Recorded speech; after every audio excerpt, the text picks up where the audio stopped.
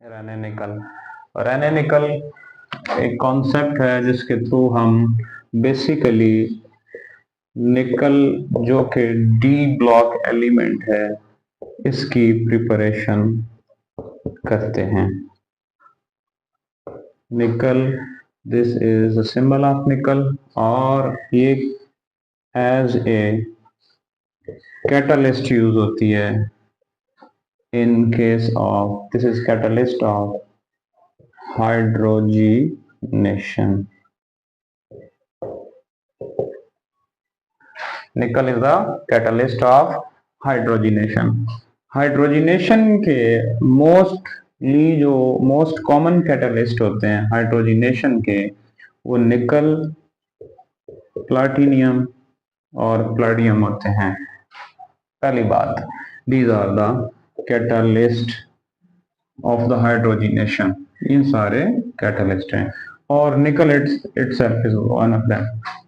अच्छा, जब हम हाइड्रोजिनेशन करते हैं, मैं यहाँ पे थोड़ी सी बात करता हूँ हाइड्रोजिनेशन की। जब आपके पास अल्कीन होगा CH2 double bond CH2 ethene, जब आप उसकी हाइड्रोजिनेशन करेंगे तो निकल और प्लाडियम को यूज करें तो टेम्परेचर 200 टू 300 डिग्री होता है और एट द एंड इथेन बनता है। एक बात बहुत कीमती सुनने वाली है कि CH2 में अब वही हाइड्रोजन ऐड करें, बट यहाँ पे जो कैटलिस्ट करें वो क्या यूज कर लें, प्लैटिनियम, तो ये टेम्परेचर 200 से 300 की बजाय कितना हो जाएगा, रूम टेम्परेचर हो जाएगा और ये अल्केन बन जाएगा। इसकी क्या सिग्निफिकेंस देखें, जब आप निकल और प्लाडियम यूज करेंगे तो टेम्परेचर 200 टू 300 है, मतलब इतना टेम्परेचर देने के लिए आपको एनर्जी प्रोवाइड करनी पड़ेगी। तो आप जब प्लैटिनियम यूज करेंगे तो टेम्परेचर 200 से तो कम हो जाएगा, 300 से तो कम हो जाएगा, रूम टेम्परेचर पे लाइट से 25 हो जाएगा या 27, जितना भी रूम टेम्परेचर, बहुत टेम्परेचर कम देना पड़ेगा ना, फ्यूल बचेगा, एक्सपेंस कम होगा। तो प्लैटिनियम तो हमारे लिए फेवरेबल है, फिर हम इसको यूज क्यों नहीं करते, इसलिए यूज नहीं करते कि एक इसका फीचर है, प्रोसेस है कि किसका ड्रॉबैक समझ लें कि दिस इज एक्सपेंसिव। प्लैटिनियम की ज्वेलरी भी बनती है और मोस्ट एक्सपेंसिव है, ये गोल्ड से भी ज्यादा एक्सपेंसिव है। तो हम प्लैटिनियम तो यूज करें, रूम टेम्परेचर तो कम हो जाएगा, लेकिन प्लैटिनियम को खरीदने में बहुत ज्यादा एक्सपेंस हो जाएगा। दैट्स व्हाई जो यहाँ पे कैटलिस्ट आप ये तीनों यूज करते हैं, लेकिन निकल यूज करेंगे तो टेम्परेचर 200 टू 300 होगा। अब इसी को जरा राउंड बैक लाते हैं, निकल की प्रिपरेशन का जो प्रोसेस है उसको आज हमने पढ़ना है। हमने आज ये देखा कि निकल यूज कहाँ पे होता है। निकल की प्रिपरेशन के लिए क्या किया जाएगा, तीन चीजें आपने यूज करनी है। नंबर 1, निकल एल्यूमिनियम एलॉय, इन दो चीजों का एलॉय बना होगा, इन दो चीजों का मिक्सचर होता है जो नेचुरली अवेलेबल होगा। दूसरी चीज हमने जो यहाँ पे यूज करनी है, दिस इज वाटर, और जो तीसरी चीज यूज करनी है, this is caustic soda, this is sodium hydro oxide. Process कुछ यूं है कि आप एक बीकर लें, कंटेनर लें, उसमें वाटर ऐड कर लें, वाटर ऐड करने के बाद क्या ऐड करें, सोडियम हाइड्रोक्साइड, दो चीजें बन गई। थर्ड वन क्या ऐड कर देना है, निकल और एल्यूमिनियम का एलॉय, रिएक्शन होगा और निकल सेपरेट हो जाएगा। If you have a beaker, you have put water in it, then you are going to add sodium hydroxide. Third thing you will add is nickel aluminium alloy.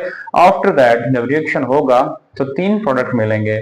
अब इस सारे process को मैं इक्वेशन की form में लिख रहा हूँ, यही तीन चीजें, लाइक निकल,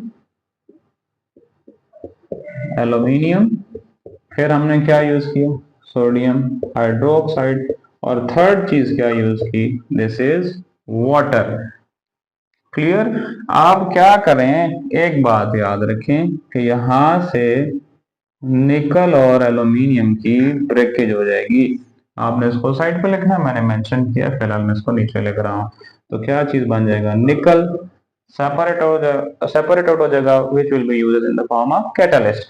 अब बाकी मामला क्या बच गया, देखिए एल्यूमिनियम जो होता है ना, this belongs to group number 3। Aluminium पे जो चार्ज आता है ना वो +3 होता है। मैं यहाँ पे इक्वेशन में भी शो कर दूं, Al gives us Al 3 positive plus 3 electron, यानी कि एल्यूमिनियम क्या करता है, 3 इलेक्ट्रॉन लूज कर देता है।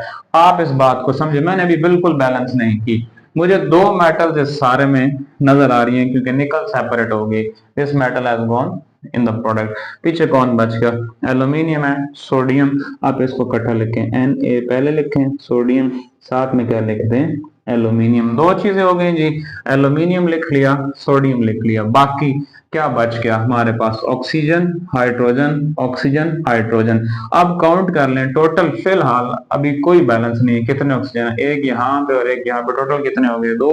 तो आप यहाँ पे AlO2 लिख दें, सोडियम एल्यूमिनियम और ऑक्सीजन। बाकी आप मुझे बताएं क्या बच गया, H2 एंड H, 2 हाइड्रोजन यहाँ पे, एक यहाँ पे, कितने हो गए, 3। अब आपको पता होना चाहिए कि जो हाइड्रोजन की स्टैंडर्ड फॉर्म है, हम जिसको रिप्रेजेंट करते हैं, that is diatomic molecule. H2 की फॉर्म में लिखना है। अब मेरे पास यहाँ पे जो हाइड्रोजन टोटल है, मैंने सर्कल कर दिए आपके पास, वो कितने हैं, 3। तो मैं 3 को अब यहाँ पे कैसे शो करूं, तो क्या प्रोसेस है, इस सारे को 3/2 से मल्टीप्लाई कर दें, 3/2 से मल्टीप्लाई कर दें। व्हाट इज मेंट बाय 3/2, आप इसको कैलकुलेट करेंगे तो इसका आंसर 1.5 आएगा, इसका आंसर 1.5 आएगा। 1. इस सारे को जब आप सॉल्व करेंगे, 3/2 का आंसर क्या आएगा, this will be equal to 1.5। 1.5 को 2 से मल्टीप्लाई करें तो इट्स आंसर विल बी 3। दूसरे लफ्जों में एक बात यूं याद कर लें, मैं इसको रफली एस्टिमेट समझाने के लिए कह रहा हूं। बात कहां से शुरू हुई, 3 हाइड्रोजन थे, लिखना कौन सी फॉर्म में, H2 की फॉर्म में, स्टैंडर्ड फॉर्म में, मल्टीप्लाई कैसे कर रहे हैं, 3/2 से।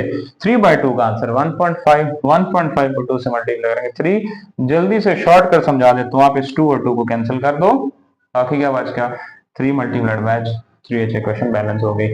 आप क्या करें, आप जरा 1 बाय 1 चेक करें, सोडियम सॉरी निकल एक है, प्रोडक्ट में भी एक है, एल्यूमिनियम एक, सोडियम रिएक्टेंट में एक, प्रोडक्ट में एक, ऑक्सीजन कितने, एक यहाँ पे और एक यहाँ पे, 2, हाइड्रोजन 3 पूरे हो गए। तो कुछ बुक्स में कुछ जगह पे यहाँ पे वाटर को 2 से मल्टीप्लाई कर दिया जाता है। अगर आप वाटर को यूज कितना हुआ, 1 मोल यूज हुआ, अगर आपने वाटर को 2 से मल्टीप्लाई किया तो water as it is product में आ जाएगा। तो ये आपके पास निकल कैटलिस्ट। अब आ जाए आखिरी चीज, ये क्या बना, सोडियम पे चार्ज होता है +1, एल्यूमिनियम पे चार्ज कितना है, +3। इन दोनों को ऐड करें, +1 +3 क्या बन जाएगा, +4। ऑक्सीजन पे कितना चार्ज होता है, -2, -2 मल्टीप्लाइड बाय 2 क्या बन गया, -4, और इनका क्या बन गया, +4, कैंसिल हो गया और ये सारा मॉलिक्यूल आपके पास न्यूट्रल हो गया।